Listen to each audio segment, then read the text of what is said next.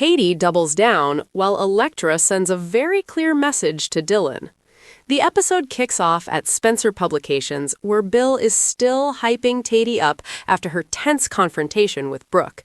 He tells her how proud he is for standing her ground, and casually admits he even stopped by Forrester to say hello to Ridge.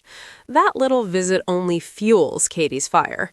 Brooke and Ridge's condescension, she says, just motivates her more. Meanwhile, at Forrester Creations, Brooke and Ridge get some unsettling news from Carter. The Logan trademark now officially belongs to Bill and Katie. Oof. Over at the beach house, things get awkward. Dylan interrupts Will and Electra mid-makeout session to thank them again for their kindness and to gush about how lucky Electra is to have found such a great guy in Bill's son. Totally innocent, definitely not suspicious. Nope. Carter confirms it. Spencer owns the Logan name.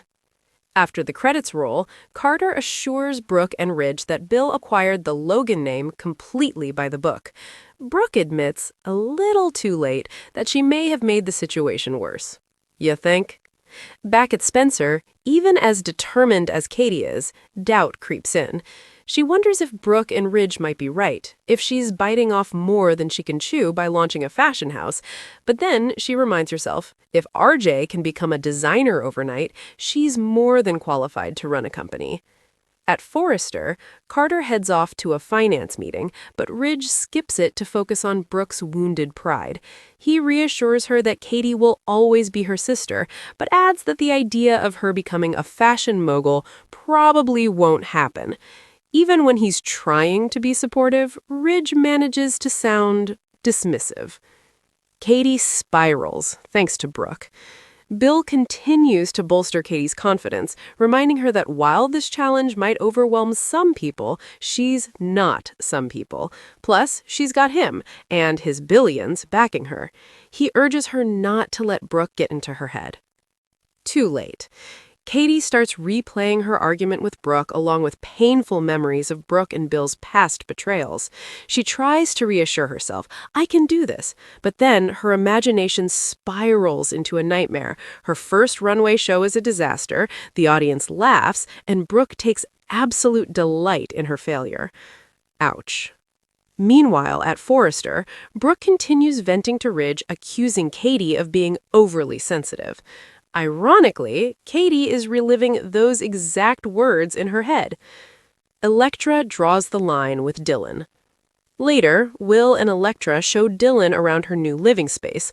Dylan is overwhelmed with gratitude, hugging Will and gushing about how kind and generous he is, which immediately puts Electra on edge. The moment Will leaves to go surfing, Electra wastes no time ushering Dylan toward the door. She politely but firmly explains that even the nicest hosts don't want long-term house guests, and adds a pointed reminder, Will is her boyfriend and all he wants is Dylan's respect. Message received, loud and clear. Yup, Dylan's crushing hard. In the final scenes, Dylan points out that she initially declined Will's offer of the guest room until Electra said she'd be staying at the beach house too. They manage an uneasy hug, but Electra's jealousy doesn't seem entirely misplaced. Sure enough, when Will returns from surfing, Dylan struggles and fails not to stare at him shirtless. At Forrester, Brooke places all the blame on Katie once again, brushing her off as too sensitive. Meanwhile, back at Spencer, Katie confides in Bill about her nightmare runway fantasy, complete with Brooke laughing at her humiliation. Bill shuts it down immediately. Brooke doesn't actually believe Katie will fail, he insists. It's just bravado. She doesn't control Katie, and she certainly doesn't predict her future. Logan will succeed because of you, Bill says. Moved and reassured, Katie thanks her rock with a kiss, more determined than ever to prove everyone wrong. The Bold and the Beautiful delivers a charged episode as Katie Spencer refuses to back down from her bold new future, even while doubt claws at her confidence. Meanwhile, Electra Forrester makes her boundaries unmistakably clear when Dylan's gratitude starts crossing into uncomfortable territory. Power plays, bruised egos, and unspoken crushes push several storylines closer to eruption. Bill fans the flames, and Katie refuses to blink. The episode opens at Spencer Publications, where Bill Spencer remains firmly in Katie's corner after her tense confrontation with Brooke. Bill can't help but admire Katie's backbone, telling her how proud he is that she stood her ground instead of shrinking under pressure. Then, Bill casually drops a bombshell of his own. He stopped by Forrester Creations to say hello to Ridge. That revelation only strengthens Katie's resolve. Brooke and Ridge's thinly veiled condescension, she admits, didn't discourage her, it lit a fire. If anything, their doubts have become fuel. Katie isn't just starting a fashion house anymore, she's proving a point. Carter drops the hammer at Forrester. Over at Forrester Creations, Brooke and Ridge receive unsettling news from Carter Walton. The Logan trademark, the name Brooke assumed was untouchable, now officially belongs to Bill and Katie. It's legal, it's finalized, and there's nothing Forrester can do about it. The shock hits hard. Brooke is forced to confront the reality that her attempt to intimidate Katie may have backfired in spectacular fashion. Awkward interruptions at the beach house. At the beach house, the mood couldn't be more different, at least at first. Will Spencer and Electra Forrester are enjoying a private, romantic moment when Dylan unexpectedly interrupts them mid-makeout. Oblivious to the tension, Dylan thanks them again for their kindness and gushes about how lucky Electra is to have landed such a great guy in Bill's son. Her tone is innocent, maybe a little too innocent. Electra clocks the energy immediately, and it doesn't sit right. Carter confirms the worst, and Brooke admits regret. After the opening credits, Carter confirms what Brooke and Ridge fear most.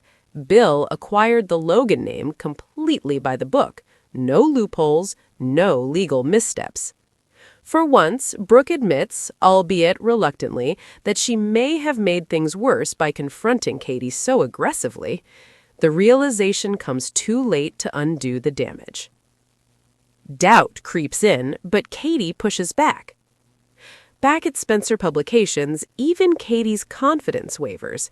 She wonders if Brooke and Ridge might be right, if launching a fashion house is more than she can handle. But then she catches herself. If RJ can be handed a design career practically overnight, Katie reasons, she's more than qualified to run a company. She's managed people, navigated power dynamics, and survived far worse than this. Still, doubt lingers. Ridge comforts Brooke with a backhanded compliment. Over at Forrester, Carter heads off to a finance meeting, but Ridge skips it to tend to Brooke's bruised pride. He reassures her that Katie will always be her sister, but undercuts the sentiment by casually adding that Katie becoming a fashion powerhouse probably won't happen. Even when Ridge tries to be supportive, his dismissal speaks volumes. Katie's spiral, triggered by Brooke. Bill continues building Katie up, reminding her that while this challenge might overwhelm others, she isn't other people. And, unlike most startups, Katie has Bill Spencer's resources backing her. But Brooke's words echo louder than Bill's encouragement. Katie spirals into a vivid nightmare. Her first runway show collapses into chaos. The audience laughs, and Brooke watches from the front row, openly delighting in Katie's humiliation. The fear cuts deep, tapping into years of insecurity and betrayal. Electra draws a line, loud and clear. Later, Will and Electra show Dylan around her new living space. Dylan is overwhelmed with gratitude, hugging Will and praising his generosity, behavior that instantly sets off alarms for Electra. When Will leaves to go surfing, Electra doesn't hesitate. She politely but firmly escorts Dylan toward the door and lays it out plainly. Even the nicest hosts don't want long-term house guests. And, more importantly, Will is her boyfriend, and all she expects from Dylan is respect. The message is unmistakable. A crush exposed. Dylan points out that she initially declined Will's offer of the guest room until she learned Electra would be staying at the beach house too. They share an uneasy hug, but the tension hangs thick. When Will returns from surfing moments later, Dylan's self-control crumbles. She can't stop herself from staring at him, shirtless and unaware. Electra's jealousy suddenly feels entirely justified. Katie rises, with Bill by her side. Back at Forrester, Brooke continues blaming Katie, dismissing her as too sensitive. Meanwhile, at Spencer Publications, Katie confesses her nightmare runway fantasy to Bill, including Brooke's cruel laughter. Bill shuts it down. Brooke doesn't actually believe Katie will fail, he insists. It's bravado, fear masquerading as confidence. Brooke doesn't control Katie's future, and she certainly doesn't define it. Logan will succeed because of you, Bill tells her. Reassured and deeply moved, Katie thanks Bill with a kiss, more determined than ever to prove everyone wrong. What's next? Katie's resolve has hardened, Brooke's pride has taken a hit, and Electra has drawn battle lines she may soon be forced to defend. With jealousy simmering, egos bruised, and new empires forming, the bold and the beautiful is clearly setting the stage for major fallout.